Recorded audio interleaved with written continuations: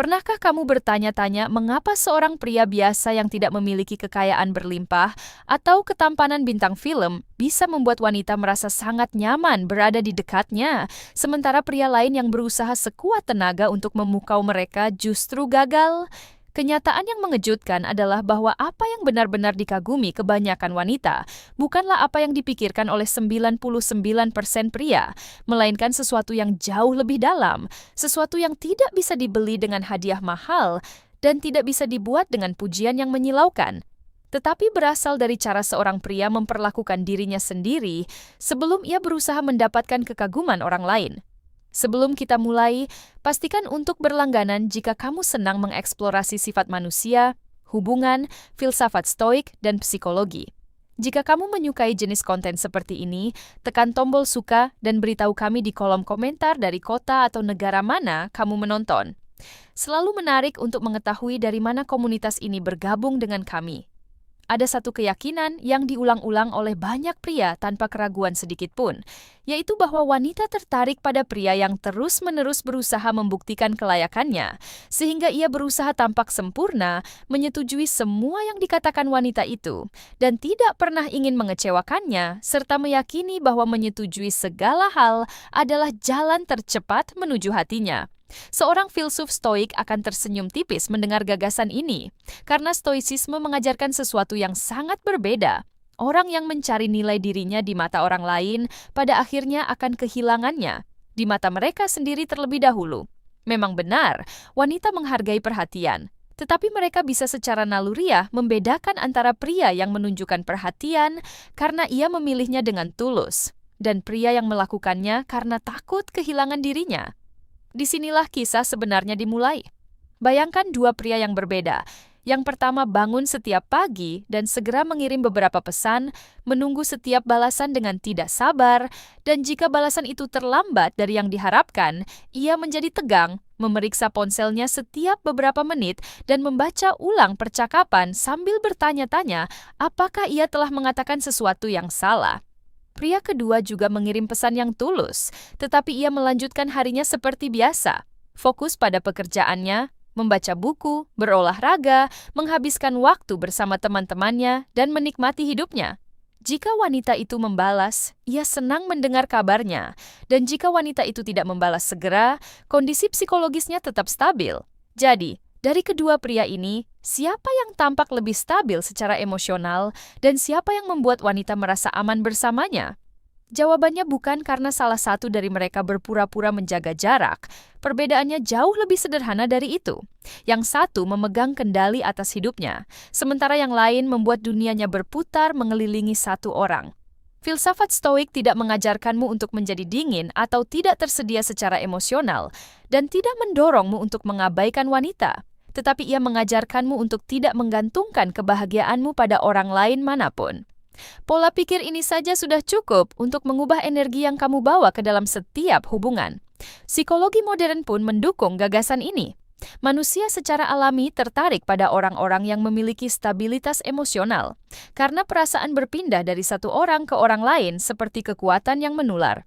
Jika kamu hidup dalam kecemasan yang terus-menerus, kecemasan itu pada akhirnya akan memengaruhi orang-orang di sekitarmu. Tetapi ketika kamu menjaga ketenangan, keseimbangan, dan kehadiran emosionalmu, kedamaianmu menjadi sesuatu yang benar-benar dirasakan oleh orang lain. Inilah yang menjelaskan mengapa seorang wanita terkadang berkata, "Aku tidak tahu kenapa, tapi aku selalu merasa nyaman saat berbicara dengannya." Ia tidak memuji penampilannya dan tidak membicarakan penghasilannya. Ia hanya menggambarkan suasana emosional yang tercipta dari kehadirannya. Sayangnya, ini adalah hal yang benar-benar diabaikan oleh kebanyakan pria. Mari kita dekatkan contoh ini dengan kehidupan sehari-hari. Seorang suami pulang ke rumah setelah hari kerja yang panjang, istrinya menyambutnya sambil merasa frustrasi karena sesuatu telah mengganggunya sepanjang hari. Suami pertama langsung memotongnya hampir seketika.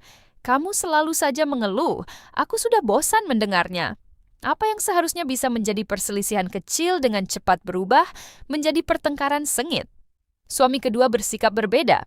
Ia menarik napas dalam-dalam, duduk, menatapnya dengan perhatian yang tulus, dan berkata dengan tenang, "Sepertinya hari ini benar-benar berat. Ceritakan padaku apa yang terjadi." Pada saat itu, ketegangan emosional mulai mereda, bukan karena masalahnya hilang, tetapi karena seseorang akhirnya merasa dipahami. Salah satu pelajaran terbesar dari filsafat Stoik adalah bahwa mengendalikan reaksi pertamamu bisa menyelamatkanmu dari penyesalan yang tak terhitung di kemudian hari. Pikirkan berapa banyak hubungan yang berakhir bukan karena satu masalah besar, tetapi karena kata-kata sembrono yang terucap dalam momen kemarahan. Kaisar Stoik Marcus Aurelius mengingatkan dirinya sendiri setiap pagi bahwa orang-orang mungkin bersikap sulit, terburu-buru, atau tidak masuk akal, tetapi perilaku mereka bukanlah tanggung jawabnya. Reaksinya lah yang selalu menjadi tanggung jawabnya. Prinsip ini saja mampu mengubah hubunganmu sepenuhnya. Pria yang benar-benar kuat bukanlah orang yang memenangkan setiap perdebatan. Pria yang kuat tahu kapan kemenangan itu sebenarnya tidak diperlukan.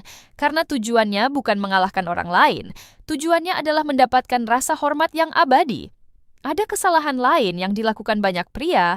Mereka mengira bahwa kepercayaan diri berarti berbicara lebih keras dari semua orang dan memaksakan pendapat mereka, atau menolak meminta maaf dalam keadaan apapun. Kepercayaan diri yang sesungguhnya jauh lebih tenang dari itu, yaitu kemampuan untuk mengakui kesalahan tanpa merasa harga dirimu terluka, yaitu mengatakan, "Aku salah," sambil tetap menjaga martabatmu tegak, karena nilai dirimu tidak bergantung pada selalu benar, melainkan pada keinginanmu untuk berkembang. Wanita memperhatikan hal ini jauh lebih dari yang disadari kebanyakan pria. Mereka mungkin tidak menyebutkannya secara langsung, tetapi mereka merasakannya. Mereka menyadari bahwa mereka sedang berhadapan dengan pria yang tidak takut pada kebenaran, dan ini menciptakan rasa aman emosional yang mendalam. Sebaliknya, pria yang terus-menerus membela dirinya dalam setiap situasi menghabiskan energi yang luar biasa besar untuk mencoba melindungi citra dirinya yang semu, hingga pada akhirnya ia begitu terfokus pada menjaga citra itu sampai lupa siapa dirinya yang sebenarnya. Tanyakan pada dirimu sendiri satu pertanyaan sederhana. Jika besok semua usahamu untuk memukau orang lain hilang, siapa dirimu yang sebenarnya? Pertanyaan ini adalah inti dari filsafat Stoik. Orang yang benar-benar mengenal dirinya sendiri tidak bergantung pada tepuk tangan orang lain yang terus-menerus. Dan ketika kamu berhenti membutuhkan persetujuan, kamu benar-benar menjadi bebas.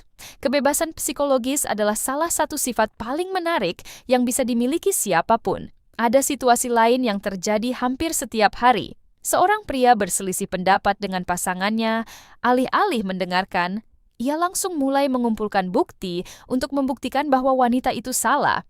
Padahal wanita itu tidak sedang mencari pengacara, ia sedang mencari pasangan. Disinilah tujuan sebenarnya dari sebuah percakapan hilang. Pemahaman selalu mendahului solusi, mendengarkan selalu mendahului memberikan nasihat. Ketika seorang wanita merasa benar-benar didengar, ia menjadi jauh lebih siap untuk mendengarkan apa yang ingin kamu katakan. Sayangnya, kebanyakan pria justru buru-buru langsung menyelesaikan masalah. Di bagian selanjutnya, kita akan membahas alasan-alasan psikologis di balik kebiasaan ini, mengapa hal itu seringkali menghasilkan hasil yang sepenuhnya berlawanan, dan bagaimana pria yang stabil secara emosional menggunakan pemahaman ini untuk mengubah bahkan percakapan yang paling sulit, sekalipun menjadi momen yang memperkuat rasa hormat, kepercayaan, dan ikatan emosional, alih-alih menghancurkannya.